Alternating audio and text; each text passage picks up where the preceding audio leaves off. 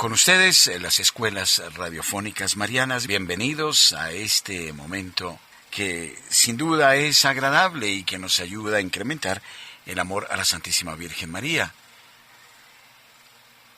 Estudiamos la historia de la Mariología y antes de entrar en la Edad Moderna, hablemos del siglo XV. Estemos atentos a este siglo, porque se cierra una época con este siglo y se abre otra época. Desde el punto de vista de la espiritualidad, queridos estudiantes, a este siglo y al siguiente se les define como el siglo de oro de la espiritualidad. No estoy hablando del siglo de oro de la espiritualidad mariana, pero con esto quiero significar que, de todos modos, la Madre de Dios también resplandecerá en el pensamiento de grandes hombres.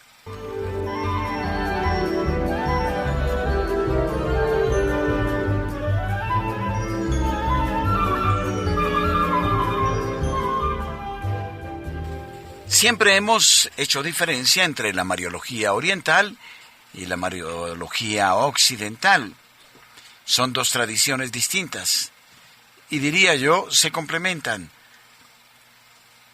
Las mismas, de todas maneras, se alimentan de la única tradición de la Iglesia. Al hablar entonces del siglo XV, tendríamos que señalar que la Mariología oriental está representada por Demetrio Sidonio, traductor griego de la Suma Teológica de Santo Tomás de Aquino, nada más y nada menos. Por Manuel Paleólogo, por José Brientos, quien muere en el año 1435, y especialmente por Jorge Scolarius, patriarca de Constantinopla. Este se considera en Oriente como el último gran teólogo bizantino, autor de 3 interesantes homilías marianas que ofrecen elementos para un solo tratado mariológico. Como hemos venido señalando, y siempre será bueno insistir, estos títulos que damos y que seguramente no vamos a memorizar porque son nombres y fechas, nos permiten conocer los principales tratados, las homilías, los poemas, el arte, y lo importante sería que nos detuviéramos en cada uno de estos hombres y los investigáramos a fondo. Casi, pero tranquilos que no lo voy a exigir. Sería como para concluir el curso, que a la luz de los nombres que hemos dado, ustedes elaboraran algún trabajo en torno a estos personajes de la Mariología de Oriente o de Occidente. Sería algo que nos ayudaría a todos, laudable, porque nos descubriría la riqueza de sus tratados que aquí, lamentablemente, no podremos agotar. Y en Occidente, hablando de la Mariología, haya dignos representantes en Juan Gerson, primero en hablar de principios mariológicos, en San Bernardino de Siena, autor de Tractatus de Beata Vergine, y el primero que encontramos con este título comprometedor, aun cuando no sea en realidad más que una colección de 11 discursos marianos sobre los misterios de la vida de María. Encontramos a otro gran hombre, a Ambrosio Spiera, San Antonio de Firenze, al cardenal Juan de Torquemada, a Dionisio el Cartujano, autor de un doble tratado de Laudibus, a Tomás de Kempis. Él vivió entre los años 1379 y 1471, el famoso autor de la Imitación de Cristo. A Gasparino Borro, a Bernardino de Bustis, autor de un Mariale que ha tenido numerosas ediciones. Este siglo, entonces, a causa de la declaración del Concilio de Basilea, se señala por el triunfo de la piadosa opinión sobre la Inmaculada, que se hace comunísima, mientras que la Facultad Teológica de la Sorbona, en 1497, condenaba como temeraria, impía, falsa y herética la aserción de Fray Juan Morcele, según la cual no había obligación sub gravi de creer en la Asunción de María Santísima, y le imponía una retractación pública. Así es la cosa. La Madre de Dios, diríamos, siempre ha sido tomada muy en serio. Dicho esto, ya les dejo a ustedes en consideración que podría ser un fichero bibliográfico para que ustedes lo elaboren, lo trabajen, pero no desde el punto de vista del cumplimiento como estudiantes, sino para el deleite, para entrar en la hondura de la riqueza de la Santísima Virgen María y para llenarnos de esperanza y para, si es necesario, consagrarnos a ella y por ella a Jesucristo.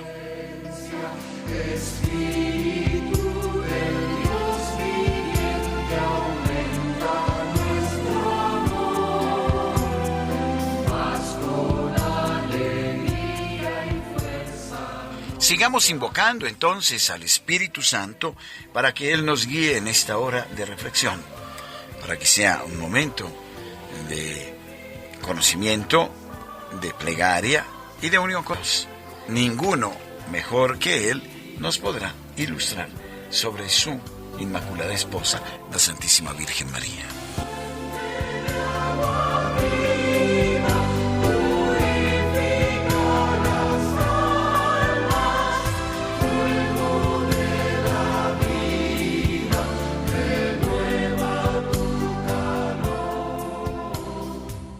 Ahora vamos a proseguir mirando la Mariología en la Edad Moderna. Vamos a hablar de los siglos XVI hasta el siglo XIX. Nos acercamos a pasos agigantados hasta nuestra época. Y entonces con detenimiento miraremos a las características propias de cada uno de estos siglos. Desde el siglo XVI hasta el siglo XIX, esa es la así llamada Edad Moderna, que va a expresar también cambios sustanciales. Sabemos que a partir de estos siglos aparecen la mayoría de los inventos, aparece un desarrollo con relación a la medicina y aparece también un estilo de pensamiento que se renueva, sobre todo a partir ya de la Revolución Francesa, etc. El siglo XVI va a ser muy interesante, estudiantes amigos, porque va a ser un siglo en que aparece ya abiertamente una discordia entre Oriente y Occidente en relación a la Santísima Virgen María. Va a ser un siglo candente en ese sentido. En Oriente, en la Iglesia Ortodoxa greco-rusa, tras un largo periodo de concordia en torno al privilegio de la Inmaculada Concepción, se inicia un periodo de viva discordia que irá creciendo en proporción a favor de quien en la Iglesia Católica comienza a asumir una actitud más racionalista. Entre los adversarios de la Inmaculada, esto hablando en Oriente, se distinguen Damasceno Estudita, por allá de la época de 1560, Juan Natanael, etc. Parece en cambio que es admitida la asunción y la concepción de la Inmaculada por Alejos Raturos. Comienza y se hace común en la Iglesia grecorrusa la sentencia favorable a la asunción corporal de la Santísima Virgen María. Este también ha sido un motivo de discusión que lo hemos tenido a lo largo del tiempo, a lo largo de los siglos, si la Madre de Dios ascendió a los cielos en cuerpo y alma, o solo su espíritu. Y en este siglo, al menos en la Iglesia Oriental, se afirmaba la asunción de la Santísima Virgen María en cuerpo y alma. En Occidente aparece una violenta oposición entre la Mariología tradicional y los nuevos caminos que se abrían, y sobre todo, dado que comienza el problema de la Reforma protestante, del resurgir de estas corrientes que se apartan abiertamente de la Iglesia Católica. Entonces hay una pugna entre la Mariología tradicional, y Lutero, Calvino, Zwinglio y sus secuaces protestantes, los cuales pusieron en duda la evolución homogénea de las verdades de la fe y negaron la tradición como fuente de la revelación. Entonces, se quedan solo con la palabra y rompen esta evolución homogénea de las verdades de la fe. Prácticamente evitan hablar de la tradición y el magisterio vivo de la Iglesia, por supuesto, también es dejado de lado por parte de estas corrientes protestantes.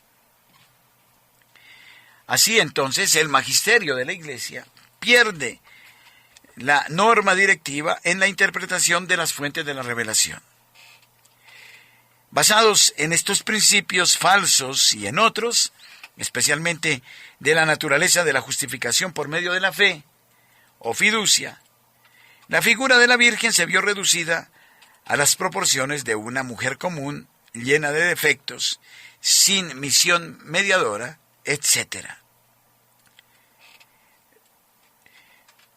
Fue impugnado, además, con especial vehemencia, el culto de hiperdulía atribuido a la Virgen. Dicen, no, desde el momento en que no consideramos la tradición, y mucho menos el magisterio de la Iglesia Católica, ella pierde su posición de madre de Dios y por ende se le quita el culto de hiperdulía. Recordemos, queridos estudiantes, que existe el culto de dulía debido a los santos, pero este culto es superior a la madre por ser madre de Dios y por eso se le llama hiperdulía.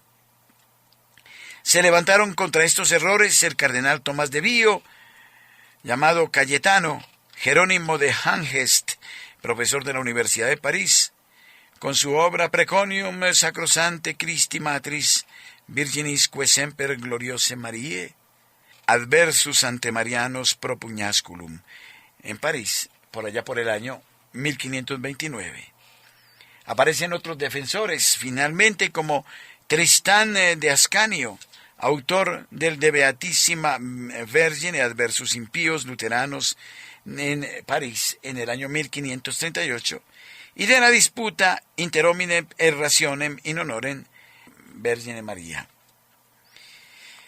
Otros importantes defensores de los dogmas marianos, Juan Faber, obispo de Viena, el cual, como atestigua San Pedro Canicio, publicó una epístola apologética para refutar las calumnias antimarianas de Colampadio, etc. También aparece Juan Cocheleo, el cual, entre otras cosas, escribió un sermón mariano contra Lutero, rebatiéndole con la misma escritura. Alfonso Salmerón, famoso jesuita, muerto en 1595, autor de diversas monografías. San Pedro Canicio, autor de la apología más completa de la Mariología. Por favor, subrayen eso. San Pedro Canicio, el autor de la apología más completa de la Mariología, o sea, de la obra de María Vergine Incomparabili, donde refuta más de un centenar de adversarios de la Madre de Dios, explotando las obras de más de 90 padres y doctores y los trabajos de más de 110 escritores. Hay para dar y convidar entonces, apreciados estudiantes. Entonces las disputas fueron severas, pero sobre todo con el mundo protestante que se abría con Lutero, que luego proseguiría con Calvino, con Zwinglio, etc.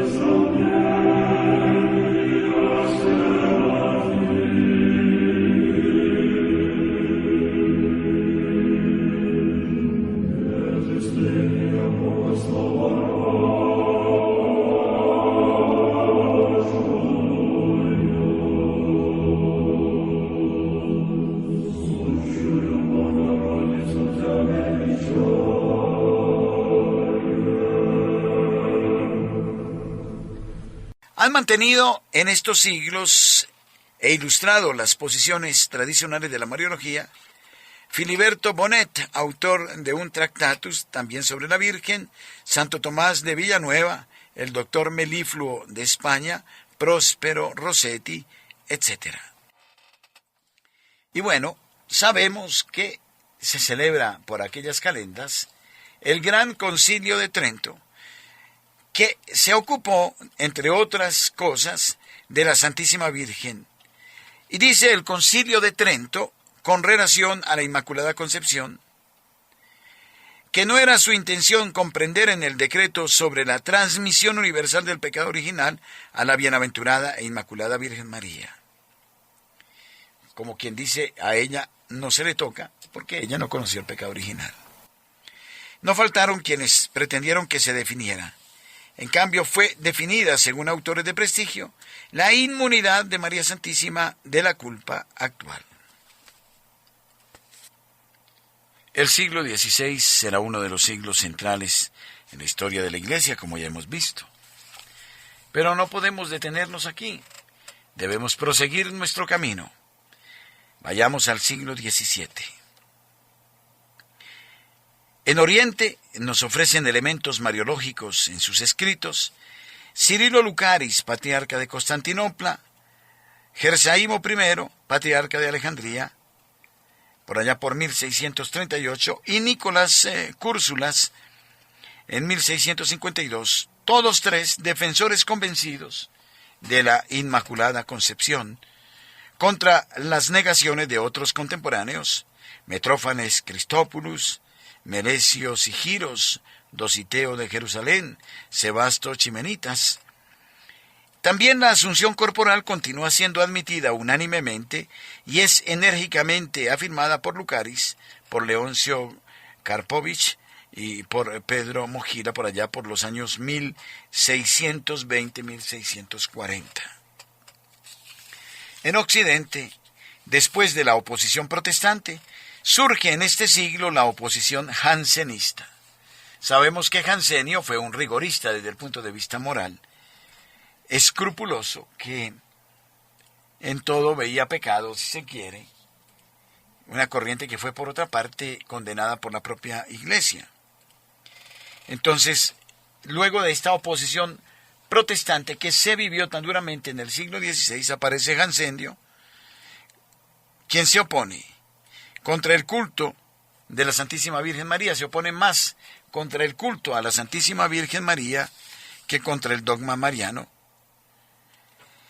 Y así lo expresa en los flamígeros Monita Salutaria en torno a la Virgen, ad cultores suos indiscretos de Adán Windelfeld y llevados a cabo en la Reforma Litúrgica Galicana.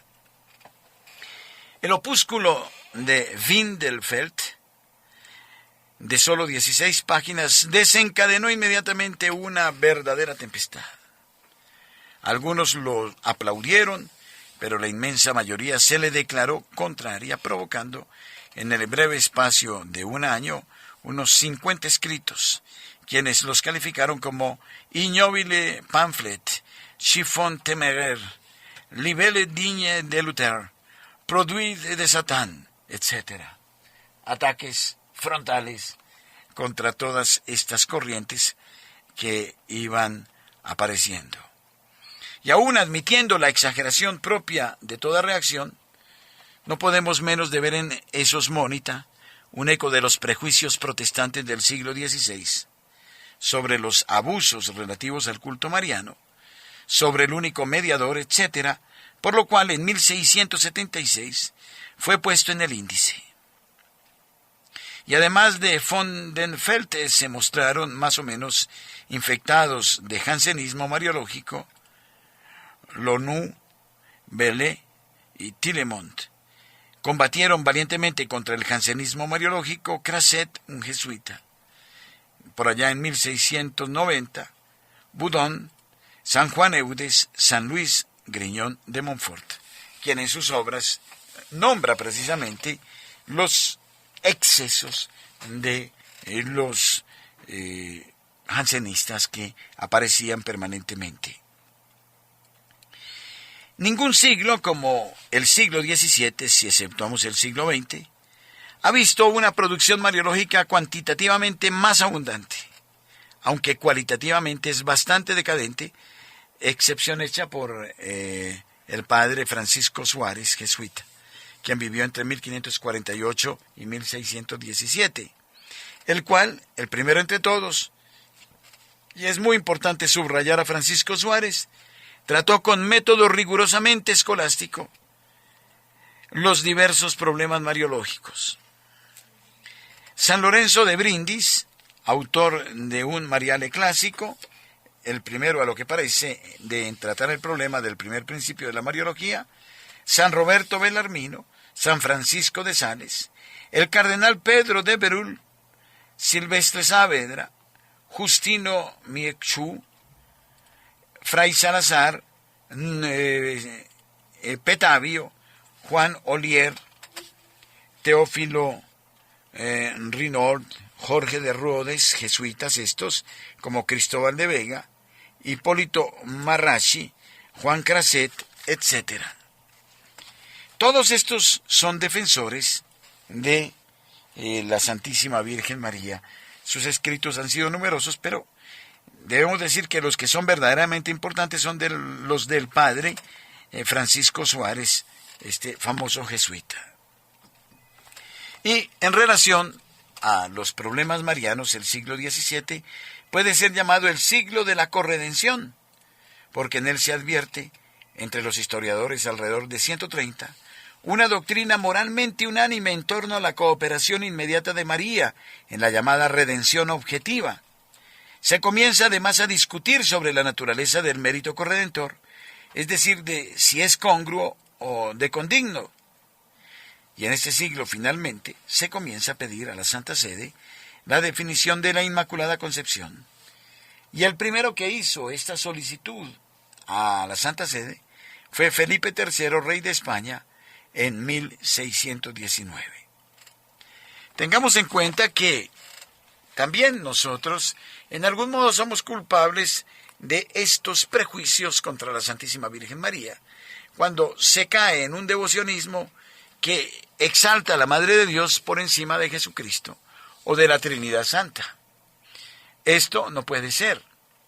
Ella no es una divinidad, es un ser humano y como tal debe ser siempre visto. Su grandeza está siempre en relación a la grandeza de Dios o con la grandeza de Dios. De suerte que no podemos olvidarnos de Dios para entregarnos a un devocionismo que después va a ser duramente criticado.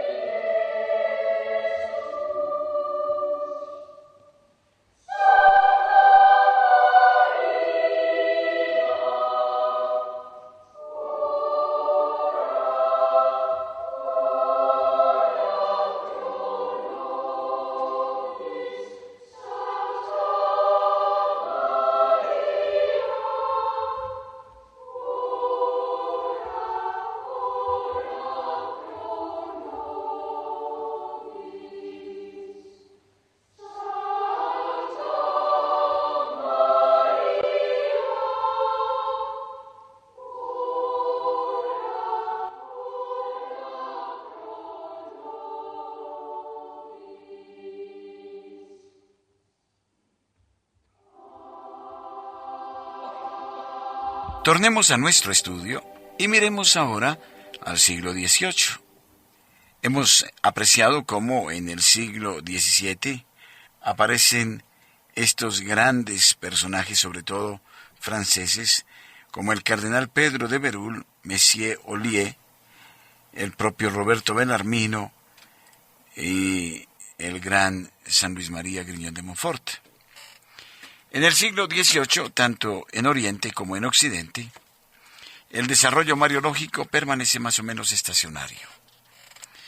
En la Iglesia grecorrusa continúan negando la Inmaculada Concepción Juan Lindos, Nicodemos Agiorites, mientras que la admiten Elías Miniatis, Macario de Patmos, Macario Scordiles y la Academia Eclesiástica de Kiev, etc.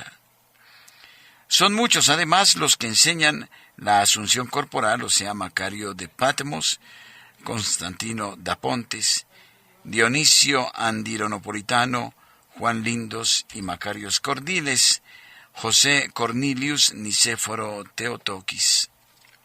En Occidente, el siglo XVIII está dominado por dos gigantescas figuras que han tenido un influjo excepcional sobre la verdadera y sólida devoción a la Virgen. San Luis Griñón de Montfort, este hombre que viviera apenas 44 años, nace en 1673 y muere en 1716, y San Alfonso María de Ligorio, quien muere en el año 1787. El uno con el tratado de la verdadera devoción a la Santísima Virgen y el otro con las glorias de María. El punto central de la Mariología, tanto del uno como del otro, se haya constituido por la mediación de María, iluminada y defendida de manera singular. Las dos obras que se pueden considerar maestras, y así lo son hasta hoy, en el breve periodo de 2 siglos, han sido traducidas a todas las principales lenguas y han tenido innumerables ediciones. Las Glorias de María han sido impresas alrededor de 800 veces, de las cuales 120 en italiano. No sin razón, las Glorias de María han sido llamadas el séptimo sacramento del culto mariano, así lo dice Juan Marín del Campo, y el tratado de la verdadera devoción ha sido considerado como la metafísica de la Mariología, lo dice el padre Lepidi, y contribuyeron al desarrollo mariológico en diversos campos: Wenners, Markiel, Swanin, Trombellini y Sedlmayr. Esto lo que podríamos señalar de la edad moderna, que se concluye con los grandes colosos de la Mariología, San Luis María Griñón de Montfort y San Alfonso María de Ligorio. Lamentan muchos que a San Luis María Griñón de Montfort no se le haya declarado el doctor mariano y mariológico de la Iglesia. Dejo a ustedes, apreciados estudiantes, una síntesis de la obra de las Glorias de María, obra inmortal en torno a la Santísima Virgen María, de San Alfonso María de Ligorio. Las Glorias de María. María tiene poder para defender a los que la invocan en las tentaciones del demonio. San Alfonso María de Ligorio. No solo María Santísima es reina del cielo y de los santos, sino que también ella tiene imperio sobre el infierno y los demonios por haberlos derrotado valientemente con su poder. Ya desde el principio de la humanidad, Dios predijo a la serpiente infernal la victoria y el dominio que había de ejercer sobre él nuestra reina al anunciar que vendría al mundo una mujer que lo vencería. Pondré enemistades entre ti y la mujer, ella quebrantará tu cabeza. GN 3:15. ¿Y quién fue esta mujer su enemiga sino María, que con su preciosa humildad y vida santísima siempre venció y abatió su poder? En aquella mujer fue prometida la madre de nuestro Señor Jesucristo, dice San Cipriano. Y por eso argumenta que Dios no dijo pongo, sino pondré, para que no se pensara que se refería a Eva. Dice pondré enemistad entre ti y la mujer para demostrar que esta triunfadora de Satán no era la Eva allí presente, sino que debía de ser otra mujer hija suya que había de proporcionar a nuestros primeros padres mayor bien. Dice San Vicente Ferrer, que aquellos de que nos habían privado al cometer el pecado original. María es, pues, esa mujer grandiosa y fuerte que ha vencido al demonio y le ha aplastado la cabeza abatiendo su soberbia, como lo dijo Dios, ella quebrantará tu cabeza. Cuestionan algunos si estas palabras se refieren a María o a Jesucristo, porque los 70 traducen, Él quebrantará tu cabeza. Pero en cualquier caso, sea el Hijo por medio de la Madre o la Madre por virtud del Hijo, han desbaratado a Lucifer y, con gran despecho suyo, ha quedado aplastado y abatido por esta Virgen bendita, como dice San Bernardo. Por lo cual vencido en la batalla, como esclavo, se ve forzado a obedecer las órdenes de esta reina. Bajo los pies de María, aplastado y triturado, sufre absoluta servidumbre. Dice San Bruno que Eva, al dejarse vencer de la serpiente nos acarreó tinieblas y muerte, pero la Santísima Virgen, venciendo al demonio nos trajo la luz y la vida. Y lo amarró de modo que el enemigo no puede ni moverse ni hacer el menor mal a sus devotos. Hermosa es la explicación que da Ricardo de San Lorenzo de aquellas palabras de los proverbios. En ella confía el corazón de su marido que no tendrá necesidad de botín PR 31,11, y dice, confía en ella el corazón de su esposo, es decir, Cristo, y es que ella enriquece a su esposo con los despojos que le quita el diablo. Dios ha confiado a María el corazón de Jesús a fin de que ella corra con el cuidado de hacerlo amar de los hombres. Así lo explica Cornelio a Lápide. Y de ese modo no le faltarán despojos, es decir, almas rescatadas que ella le consigue despojando al infierno, salvándolas de los demonios con su potente ayuda. Ya se sabe que la palma es señal de la victoria, por eso nuestra reina está colocada en excelso trono a vista de todas las potestades como palma signo de victoria segura, que es lo que se pueden prometer todos los que se colocan bajo su amparo. Extendí mis ramos como palma de cada século 24,18, es decir, para defender, como añade San Alberto Magno. Hijos, parece decirnos María, cuando os asalta el enemigo recurrid a mí, miradme y confiad, porque en mí que os defiendo veréis también lograda vuestra victoria. Y es que recurrir a María es el medio segurísimo para vencer todas las asechanzas del infierno, porque ella, dice San Bernardino de Siena, tiene señorío sobre los demonios y el infierno, a quienes domeña y abate. Que por eso María es llamada terrible contra las potestades infernales como ejército bien disciplinado. Terrible como ejército en orden de batalla CT 6,3, porque sabe combinar muy bien su poder, su misericordia y sus plegarias para confundir a sus enemigos y en beneficio de sus devotos, que en las tentaciones invocan su potente socorro. Yo, como la vid, di frutos de suave aroma Eclo 24,23. Yo, como la vid, le hace decir el Espíritu Santo, he dado frutos de suave fragancia. Dicen, explica San Bernardo referente a este pasaje, que al florecer las viñas se ahuyentan los reptiles venenosos. Así también tienen que huir los demonios de las almas afortunadas que tienen aromas de la devoción de María. También por esto María es llamada cedro, como cedro me he elevado en el Líbano Eclo 24,17.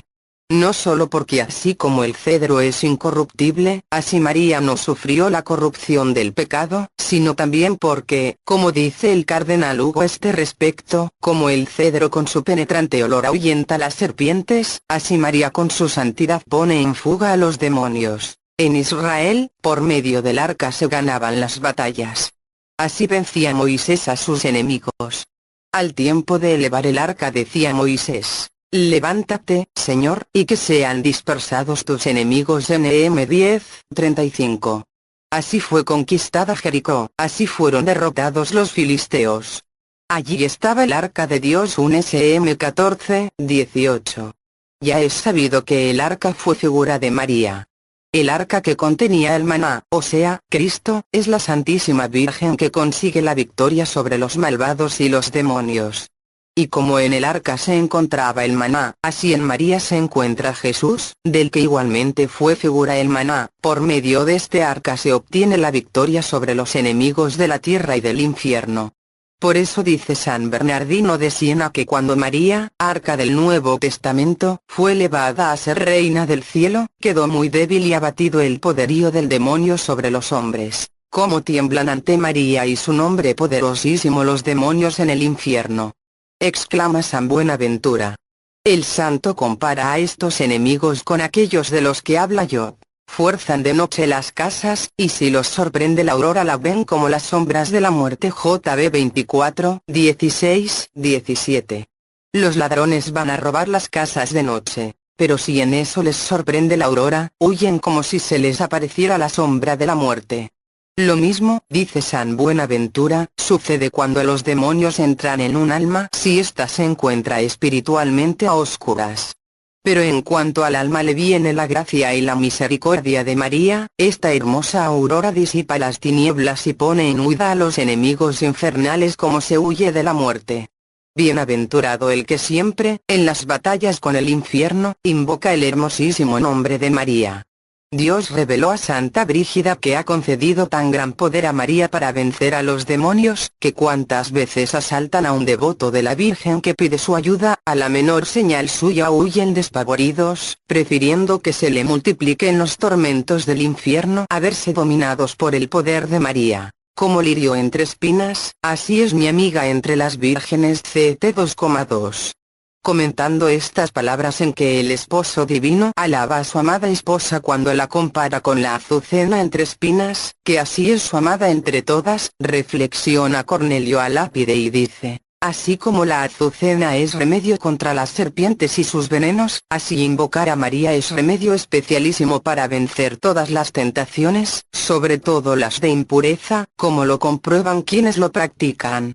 Decía San Juan Damasceno: oh Madre de Dios, teniendo una confianza invencible en ti, me salvaré. Perseguiré a mis enemigos teniendo por escudo tu protección y tu omnipotente auxilio. Lo mismo puede decir cada uno de nosotros que gozamos la dicha de ser los siervos de esta gran reina. Oh Madre de Dios, si espero en ti jamás seré vencido, porque defendido por ti perseguiré a mis enemigos, y oponiéndoles como escudo tu protección y tu auxilio omnipotente, los venceré. El monje Jacobo, doctor entre los padres griegos, hablando de María con el Señor, así le dice: tú, Señor mío, me has dado esta madre como un arma potentísima para vencer infaliblemente a todos mis enemigos. Se lee en el Antiguo Testamento que el Señor, desde Egipto hasta la tierra de promisión, guiaba a su pueblo durante el día con una nube en forma de columna, y por la noche con una columna de fuego. Ex 13, 21. En esta nube en forma de columna y en esta columna en forma de fuego, dice Ricardo de San Lorenzo, está figurada María y sus dos oficios que ejercita constantemente para nuestro bien. Como nube nos protege de los ardores de la divina justicia, y como fuego nos protege de los demonios. Es ella como columna de fuego, afirma el santo, porque como la cera se derrite ante el fuego, así los demonios pierden sus fuerzas ante el alma que con frecuencia se encomienda a María y trata devotamente de imitarla. Como tiemblan los demonios, afirma San Bernardo, con solo oír el nombre de María. Al nombre de María se dobla toda rodilla. Y los demonios no solo temen, sino que al oír esta voz se estremecen de terror. Así como los hombres, dice Tomás de Kempis, caen por tierra espantados cuando oyen el estampido de un trueno cercano, así caen derribados los demonios cuando oyen que se nombra a María. Qué maravillosas victorias han obtenido sobre sus enemigos los devotos de María con solo invocar su nombre. Así lo venció San Antonio de Padua, así el beato Enrique Susón, así tantos otros amantes de María.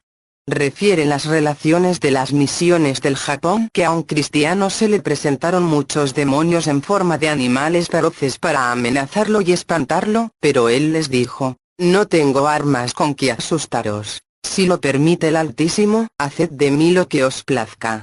Pero, eso sí, tengo en mi defensa los dulcísimos nombres de Jesús y de María. Apenas dijo esto cuando a la voz de estos nombres tremendos se abrió la tierra y se tragó a los espíritus soberbios. San Anselmo asegura con su experiencia haber visto y conocido a muchos que al nombrar a María se habían visto libres de los peligros. Glorioso y admirable es tu nombre, oh María. Exclama San Buenaventura. Los que lo pronuncian en la hora de la muerte no temen, pues los demonios, al oírlo, al punto dejan tranquila el alma. Muy glorioso y admirable es tu nombre, oh María. Los que se acuerdan de pronunciarlo en la hora de la muerte no tienen ningún miedo al infierno, porque los demonios, en cuanto oyen que se nombra a María, al instante dejan en paz a esa alma. Y añade el santo que no temen tanto en la tierra los enemigos a un gran ejército bien armado, como las potestades del infierno al nombre de María y a su protección. Tú, Señora, dice San Germán, con la sola invocación de tu nombre potentísimo, aseguras a tus siervos contra todos los asaltos del enemigo. Ah. Si las criaturas tuvieran cuidado de invocar el nombre de María con toda confianza, en las tentaciones, ciertamente, nunca caerían. Sí, porque como dice el beato Alano, al oír este sublime nombre huye el demonio y se estremece el infierno. Satán huye y tiembla el infierno cuando digo, Ave María. También reveló la misma reina a Santa Brígida que hasta de los pecadores más perdidos y más alejados de Dios y más poseídos del demonio huye enseguida el enemigo en cuanto siente que ellos invocan en su ayuda con verdadera voluntad de enmendarse el poderosísimo nombre de ella. Pero añadió la Virgen que los demonios, si el alma no se enmienda y no arroja de sí el pecado con la contrición, pronto retornan y siguen poseyéndola.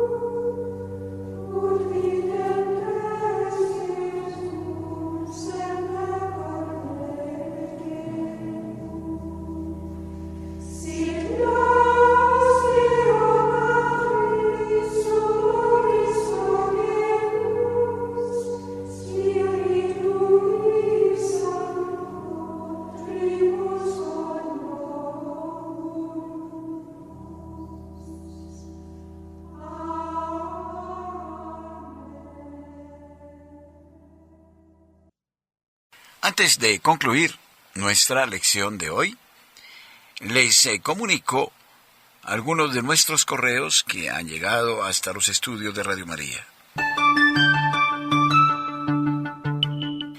Agradezco a la señora Hilda María Unibio Cuervo, en la ciudad de Bogotá. Apreciado Padre Germán y demás colaboradores, reciban un saludo afectuoso. Les envío mi tarea del segundo semestre, aunque un poco tarde. Lo hago con cariño. Voy atrasada en mis lecciones debido a mi estado de salud, una artritis muy dolorosa que me ha incapacitado hasta un mes sin poder escribir. Pero lo sigo con mucho entusiasmo por amor a Dios y a mi Madre Santísima y lo motivante de cada lección. Les suplico me incluyan en sus oraciones para poder continuar. Les agradezco lo que hacen por nosotros, los estudiantes. Estoy muy contenta ya que he aprendido mucho. Dios los bendiga a todos y a cada una de sus familias, y la Madre de Dios los acompañe en todo momento. Un abrazo, Hilda María Unibio Cuervo, de Bogotá. Y agradecemos también la misiva que nos hace llegar Mariluz Gómez desde Bucaramanga. Buenas noches, Padre Germán y demás hermanas que nos acompañan. Feliz de iniciar este hermoso camino. Me siento como cuando ingresé a primero de primaria hace muchos años. Le pido al Señor y al Espíritu Santo fortaleza para culminar este curso, si es la voluntad de Dios nuestro Señor. Gracias por esta hermosa oportunidad que nos envía la Santísima Virgen a través de ustedes. Dios los bendiga. Mariluz Gómez desde Bucaramanga.